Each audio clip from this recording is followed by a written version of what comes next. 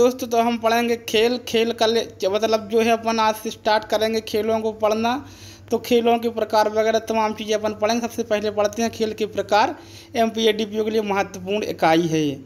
खेल कई नियमों एवं रिवाजों द्वारा संचालित होने वाली एक प्रतियोगी गतिविधि है। खेल क्या है? एक प्रतियोगी गतिविधि है जो कई नियमों और रिवाजों द्वारा संचालित होती है। खेल सामान्य अर्थ में उन गतिविधियों को कहा जाता है जहां प्रतियोगी की शारीरिक क्षमता खेल के परिणाम, जीत या हार का एकमात्र अथवा प्राथमिक निर्धारक होती है। ठीक है, क्या? प्रतियोगी की शारीरिक क्षमता खेल में। ठीक है, जो खेल होता है, ठीक है, जो स्पोर्ट होता है, इसमें क्या होता है? स्पोर्ट्स और गेम में अंतर होता है दोस्तों। ठीक है, स्पोर्ट्स जो होता है इसमें केवल और केवल शारीरिक क्षमता का प्रयोग किया जाता है। ठीक है, शारीरिक क्षमता से ही खेल की जीत और हार का परिणाम निश्चित होता है। गेम अलग चीज़ होती है और स्पोर्ट्स अलग चीज़ होती है। ठीक है, जिनमें माइंड का ज़्यादा रोल होता है उनको गेम कहते हैं। ठीक है, जैसे मान लो अपना जो है शतरंज है, इसको आप स्पोर्ट्स नहीं बोल सकते हैं, इसको आपको गेम बोलना पड़ेगा। ठीक है, कि ये गेम है, चेस का गेम है, समझ गए। इस तरीके से क्रिकेट है, ये स्पोर्ट्स है। ठीक है, ये गेम नहीं है। इस तरीके से आपको समझना होगा। लेकिन यह शब्द दिमागी खेल कुछ कार्ड खेलों और बोर्ड खेलों का सामान्य नाम, जिनमें भाग्य का तत्व बहुत थोड़ा या नहीं के बराबर होता है, और मशीनी खेल जैसी गतिविधियों के लिए भी प्रयोग किया जाता है। लेकिन कुछ समय तक जैसे पत्तों का खेल यानी जुआ का खेल और बोर्ड के खेलों के भी होते हैं जिनमें थोड़ा सा भाग्य का भी साथ साथ में होता है, शरीर के साथ साथ। तो इसको भी जो है, और मशीन से जो खेले जाते हैं इनको भी खेल कई बार कह दिया जाता है, जिसमें मानसिक तीक्ष्णता एवं उपकरण संबंधी गुणवत्ता बड़े तत्व होते हैं। जिनमें मशीनरी में माने थोड़ा सा आपको उपकरण संबंधी ज्ञान भी होना चाहिए। ठीक है, और मानसिक तीक्ष्णता भी होनी चाहिए कुछ खेलों को। ठीक है, लेकिन जो सामान्यतः है, अगर अच्छी परिभाषा दी जाए उसकी, तो जो शारीरिक क्षमता उसमें मेन होती है। सामान्यतः खेल को एक संगठित प्रतिस्पर्धात्मक और प्रशिक्षित शारीरिक गतिविधि के रूप में परिभाषित किया गया, जिसमें प्रतिबद्धता तथा निष्पक्षता होती है। ठीक, निष्पक्षता होती है और प्रतिबद्धता होती है। विभिन्न आधारों पर खेल के प्रकार। तो खेल कितने प्रकार के होते हैं अपन इनको देख लेते हैं। सबसे पहले स्थल के आधार पे, फिर संख्या के आधार पे, ठीक है, फिर प्रणाली के आधार पर, फिर मेहनत के आधार पर, तकनीकिया के आधार पर, जोखिम के आधार पर। तो स्थल के आधार पर कौन कौन से होते हैं? तो इसमें होते हैं, ठीक है, इंडोर, आउटडोर और मिश्रित। ठीक है, ठीक है, स्थल और संख्या के आधार पर इनको देखेंगे। तो ये क्या होता है? जैसे मान लो इंडोर में बैडमिंटन आ गया, वॉलीबॉल आ गया, ठीक है, और आउटडोर में क्रिकेट आ गया, हॉकी आ गया। ठीक है, और जो मिश्रित होते हैं इनमें कौन कौन आ गया? कबड्डी आ गई, साइकिलिंग आ गई। ठीक है, इस तरीके से अपन अब संख्या के आधार पर देखेंगे। तो संख्या के, ये स्थल के आधार पर 3 प्रकार के हो गए, इंडोर, आउटडोर और मिश्रित। ठीक है, साइकिलिंग दोनों पे हो जाती है, कबड्डी दोनों पे हो जाती है। ठीक है, अब आती है संख्या के आधार पर देखेंगे तो अपन एकल युगल और टीम। एकल युगल में क्या होता है? टेबल टेनिस जैसे होती है एकल युगल, एक एक व्यक्ति खेलता है। टीम जैसे क्रिकेट। ठीक है, अब प्रणाली एमेच्योर और प्रोफेशनल। ठीक है, 2 प्रकार के होते हैं। अब एमेच्योर में देख लीजिए, जैसे अपन बॉक्सिंग होती है 2 मिनट के 3 राउंड, 2 मिनट के 3 राउंड फटाफट। और प्रोफेशनल बॉक्सिंग में क्या होता है? 3 मिनट के 12 राउंड, 3-3 मिनट के 12 राउंड, 2 मिनट के 3 राउंड। ठीक है, अब ठीक है, ये प्रणाली के आधार पर होते हैं। अब आते हैं मेहनत के आधार पर, शारीरिक मेहनत और मानसिक मेहनत। जैसे शारीरिक मेहनत का कुश्ती में बहुत ज़्यादा मेहनत होती है, शारीरिक मेहनत। ठीक है, और मानसिक मेहनत का में होती है, शतरंज में बहुत ज़्यादा दिमाग लगता है दोस्तों। भगवान की कृपा से मैं भी शतरंज खेलता हूँ, संभाग लेवल पर भी मैंने जो शतरंज की जो है चैम्पियनशिप जीती हुई है। इसके बाद आगे आता है तकनीकी। आप भी अगर कुछ खेलते हैं तो कमेंट में बता सकते हैं। तकनीकी, वास्तविक और आभासी। तकनीकी जो खेल होता है, टेक्निकल जिसको बोलते हैं। तो वास्तविक जो टेक्निकल होता है वो कबड्डी होती है, और आभासी वीडियो गेम, मोबाइल गेम आदि। ठीक है, जो अपन टीवी या स्क्रीन वगैरह पर खेलते हैं। ठीक है, अब जोखिम के आधार पर कितने प्रकार के होते हैं? सामान्य जोखिम, टेबल टेनिस। साहसिक पर्वतारोहण, ये साहसिक है, साहस चाहिए इसमें। बंजी जंपिंग, स्कूबा डाइविंग, ये सब क्या हैं, साहसिक हैं। ठीक, और सामान्य क्या होता है, टेबल टेनिस, थोड़ी सी इसको होती है लेकिन बहुत ज़्यादा नहीं होती है। अब आते हैं एथलेटिक्स क्या होता है। एथलेटिक्स को अपन देख लेते हैं, एथलेटिक्स के अंतर्गत कौन कौन आता है। एथलेटिक्स को ट्रैक एंड फील्ड इवेंट भी कहा जाता है। ट्रैक एंड फील्ड माना मैदान पर और ट्रैक पर जो खेला जाता है खेल, उसको क्या कहते हैं, एथलेटिक्स कहते हैं। इसके अंतर्गत निम्नलिखित 3 खेल शामिल होते हैं। ठीक है, तो दौड़ना, 100 मीटर एवं 200 metre relay race, steeplechase, marathon, बाधा दौड़ आदि सब प्रकार की दौड़ें आती हैं एथलेटिक्स में। रिले रेस को सहायता दौड़ भी कहा जाता है। ठीक है, जिसमें किसी टीम के 4 खिलाड़ी भाग लेते हैं। स्टीपल चेल पुरुषों के लिए 5000 मीटर तथा महिलाओं के लिए 3000 मीटर की विशेष बाधा दौड़ होती है। ठीक है, स्टीपल चेज जो होती है एक 5000 मीटर की यानी 5 किलोमीटर की, एक 3 किलोमीटर की बाधा दौड़ होती है, जिसमें कुछ अंतराल के बाद हार्डल तथा उसके बाद पानी से भरा हुआ गड्ढा होता है। बाधाएं होती हैं बीच में, जैसे मान लो सीढ़ियाँ वगैरह बना दी, कहीं गड्ढे बना दिए, कहीं पानी भर दिया, कहीं कुछ। इससे अलग बाधा दौड़ में कुछ दूरी पर केवल हार्डल्स रखे जाते हैं, जो छोटी छोटी दौड़ें होती हैं जिन्हें कूद कर दौड़ पूरी करनी होती है। मैराथन लंबी दूरी 42.2 किलोमीटर से अधिक की दौड़ होती है। मैराथन होती है वो बहुत लंबी होती है, 42.2 किलोमीटर से अधिक की दौड़ होती है। कूदना भी एथलेटिक्स में आता है।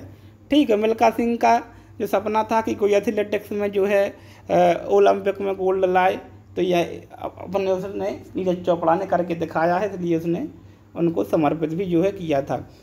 कूदना, long jump, high jump, triple jump, pole vault आदि। ट्रिपल जंप 3 कदमों के साथ पूरी की जाती है। ट्रिपल जंप कैसी, 3 कदमों के साथ पूरी की जाती है। जहां लॉन्ग जंप में विश्व खिताब 8.95 मीटर है, 8.95 मीटर की लंबी छलांग जो है लगाई थी। वहीं ट्रिपल जंप में 18.3 मीटर का है। ठीक है, पोल वॉल्ट में एक बांस या सिंथेटिक पोल की सहायता से कूदता है।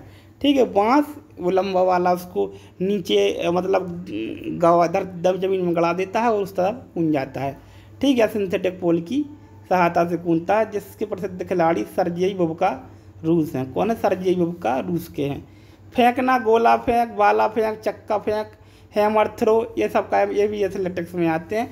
गोला फेंक भारत के प्रसिद्ध खिलाड़ी तेजेंद्र सिंह तूर तथा दीपा मलिक हैं। भाला फेंक में एशियाई खेल राष्ट्रमंडल खेलों में स्वर्ण पदक जीतने वाले नीरज चोपड़ा हैं। राष्ट्रमंडल खेलों में और एशियाई खेलों में दोनों में जीता, और अब ओलंपिक में भी वो इस बार 2021 में जीत चुके हैं स्वर्ण पदक, तो अब तीनों में उनने जीत लिया है। चक्का फेंक, डिस्कस थ्रो में भारत के प्रसिद्ध खिलाड़ी कृष्णा पूनिया तथा विकास गौड़ा हैं। ठीक है, तो इनके नाम थोड़ा सा अपन को याद रख लेना है। ठीक है, इस तरीके से अपन थोड़ा सा जो है जैसे ओलंपिक, राष्ट्रमंडल, एशियाई, इनके बारे में जो है अपन देखेंगे। ठीक है, तो इस थोड़ा सा ओलंपिक की हिस्ट्री पढ़ लेते हैं, बाकी अगले लेक्चर में अपन इसको पढ़ेंगे। यह विश्व की सबसे प्राचीन एवं बड़ी खेल प्रतियोगिता है। क्या है ये, सबसे बड़ी और प्राचीन जो है पुरानी खेल प्रतियोगिता है।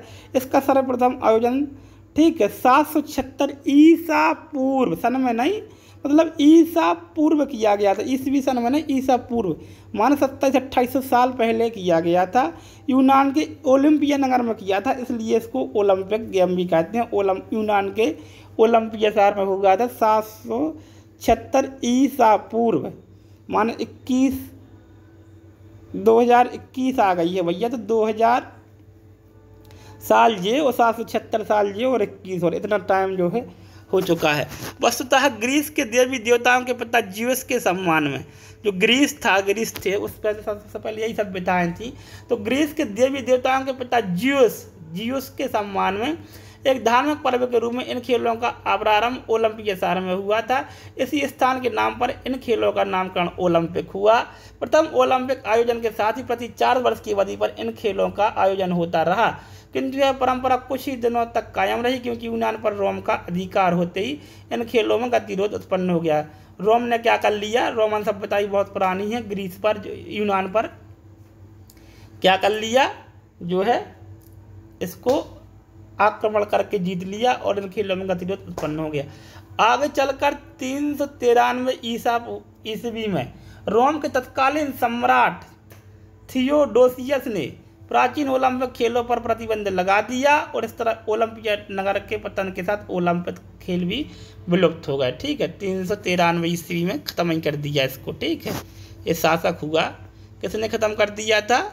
थियोडोसिस ने। ठीक है, 19वीं सदी में अब आती है 19वीं सदी। ठीक है, फ्रांस और जर्मनी के कुछ पुरातत्ववेत्ताओं ने ओलंपिया नगर की खुदाई प्रारंभ की। क्या किया? ओलंपिया नगर की जो है खुदाई प्रारंभ की, क्योंकि ये ध्वस्त हो गया था, नीचे गड़ गया था, जमीन में विलुप्त हो गया था। 1875 में जो दोस्तों सन जो ईस्वी होती है, जैसे 19वीं ईस्वी है, तो ये कब से तक चलेगी? 1850 से 1950 तक चलेगी, ऐसे गिना जाता है ईस्वी को। तो 1850 से 1950 तक वो 19वीं शताब्दी, तो 1950 से जो 2050 तक चलेगी, ठीक है, ये 20वीं सदी होती है। नहीं सॉरी, ये 20वीं सदी है। कब तक? जो 1950 से 2050 तक चलेगी ये 20वीं सदी, और जो 2050 से चलेगी आगे। ठीक है, नहीं सॉरी, यहाँ पे कुछ गड़बड़ बोल दिया मैंने, एक बार फिर से सुन लो। 1850 से 1950 तक 19वीं सदी, ठीक है, और 1950 से 2050 तक ये 20वीं सदी जो है चलेगी। ठीक है, तो हाँ, तो सही है, ये 20वीं सदी जो है इस तरीके से इसको जो है पढ़ा जाता है। ठीक है, तो 19वीं सदी में फ्रांस और जर्मनी के कुछ पुरातत्ववेत्ताओं ने ओलंपिया नगर की खुदाई प्रारंभ की। 1875 में इस खुदाई का श्रेय अर्नेस्ट कार्टियर नामक पुरातत्ववेत्ताओं को मिला। इस खुदाई की सफलता के साथ विश्व के लोगों में ओलंपिक के प्रति रुचि जागृत हुई तथा आधुनिक ओलंपिक खेलों का मार्ग प्रशस्त हुआ। आधुनिक ओलंपिक खेलों को शुरू करने का श्रेय फ्रांस के भाषाविद एवं समाजशास्त्री पियरे दी कुबर्तिन को जाता है। तो 1875 से फिर से ओलंपिक खेल लागू हो गए। इसका श्रेय किसको जाता है? फ्रांस के भाषाविद एवं समाजशास्त्री पियरे दी कुबर्तिन को जाता है। 1894 में कुबर्तिन ने ओलंपिक खेलों को पुनः आरंभ करने के संदर्भ में एक सम्मेलन आयोजित किया। इस सम्मेलन में रूस और अमेरिका सहित 12 देशों के प्रतिनिधियों ने भाग लिया। इसी सम्मेलन में अंतर्राष्ट्रीय ओलंपिक समिति मुख्यालय लुसाने का गठन हुआ और डेमेट्रियस कैलिसिलास को इसका प्रथम तक कुबर्तिन को उसका द्वितीय अध्यक्ष नियुक्त किया गया। इसी के साथ यूनान की राजधानी एथेंस में 4 अप्रैल 1896 को आधुनिक ओलंपिक खेलों का आयोजन हुआ तथा इसके पश्चात 4 वर्ष के अंतराल में ओलंपिक खेल क्रमशः विश्व के विभिन्न भागों में आयोजित होते रहे हैं। तो इस तरीके से हमने इसकी हिस्ट्री विज्ञान पढ़ा, इसको आगे अपन पढ़ेंगे। दोस्तों, अंत तक वीडियो देखने के लिए बहुत बहुत धन्यवाद।